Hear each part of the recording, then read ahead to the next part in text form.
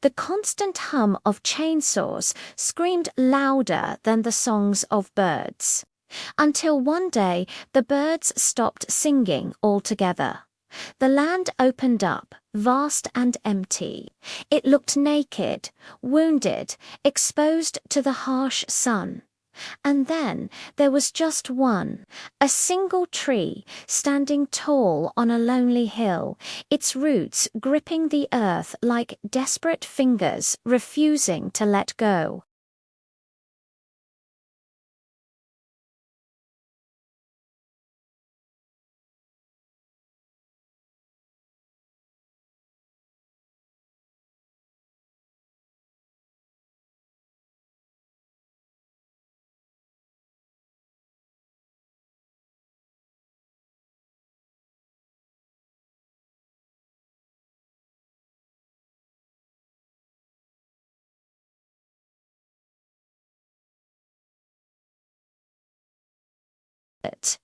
Their music was just a memory, a story told to kids who couldn't imagine a world filled with their chorus. Then the rivers started to change. When the rains came, they fell hard and fast. There was nothing to slow them down, no leaves to catch the drops, no roots to hold the soil. The earth just slid away, turning the once clear water into a muddy brown torrent. Soon, even that disappeared. What once flowed year-round became a cracked, dusty scar on the landscape.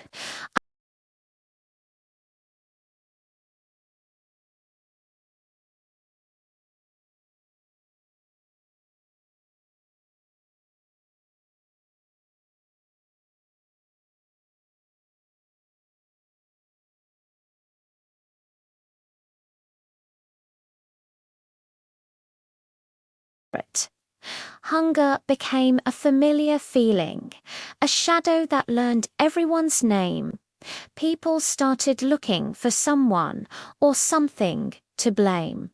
The heat grew cruel. The days burned with an intensity that felt personal. The nights offered no relief, no cool breeze, no gentle mercy. People pointed their fingers at the sun, cursing its relentless glare, never realizing that the forests they had cut down once acted as a giant, living shield, protecting them from its full force. Through all of this, the last tree stood. It was a silent witness to the world changing around it. Its shade was small, just a tiny patch of cool on the scorched earth, but people started to gather there. Elders would rest beneath its branches, finding a moment of peace. Children would play in its shadow, asking questions about a world they had never known. Travelers would pause their journeys, drawn to this single point of life in a barren land, and for the first time, people really began to notice it. They saw how the ground around the tree was different. It was darker, richer. They realized this one tree was holding water deep within the earth. They felt how the air around it was just a little bit cooler, a small pocket of relief. They noticed the tiny insects buzzing around its leaves, a miniature world of life that had survived against all odds. Then one morning, something incredible happened. A single bird returned. It landed on a branch, its song tentative at first, then growing stronger. Hope landed quietly on that hill. It was in that moment that people finally understood. The tree was never just a piece of wood. It was a guardian. It was a shield. It was a promise of life. But understanding came late. So very late. The day the last tree fell, it wasn't just the tree that came down. The hill it stood on, weakened and unstable, collapsed with it. The wind howled through the empty space, a sound like mourning, and then a profound silence swallowed everything. No birds, no rivers, no shade, no life, but only regret.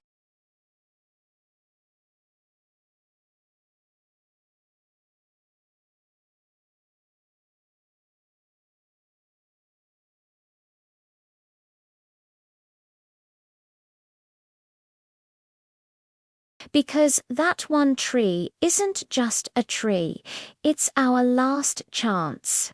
It's our future.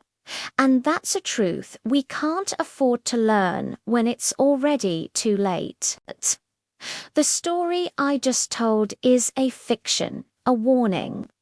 But the reality is, we are losing our forests at an alarming rate. Every single minute, an area of rainforest the size of 20 football fields is cut down. That's not just trees.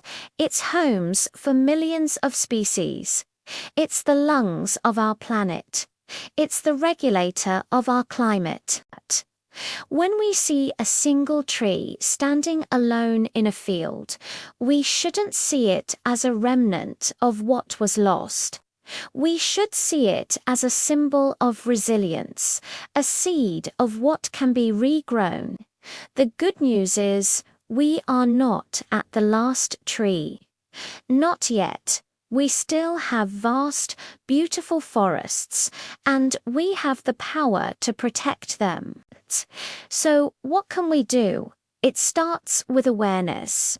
It starts with understanding that every tree matters. You can support organizations dedicated to reforestation. You can make conscious choices as a consumer, choosing products from sustainable sources. You can plant a tree in your own community, in your backyard. It might seem like a small act, but remember our story. One tree holds water. It cools the air. It gives a home to life. Imagine if each one of us planted just one tree. Imagine the collective impact. We would create a forest. We would bring back the birdsong. We would help our rivers flow clean. We would be writing a different story for our future, one not of regret, but of restoration and hope. Let's not wait until we're down to the last tree to realize its worth. Let's see the value in every single one, right now. Let's be the generation that stopped the cutting and started planting. The future isn't written yet. We hold the pen. Let's write a better ending. Thank you for watching. If this story resonated with you, please share it. Let's spread this message far and wide. And don't forget to subscribe for more content that explores the big questions about our world and our place in it.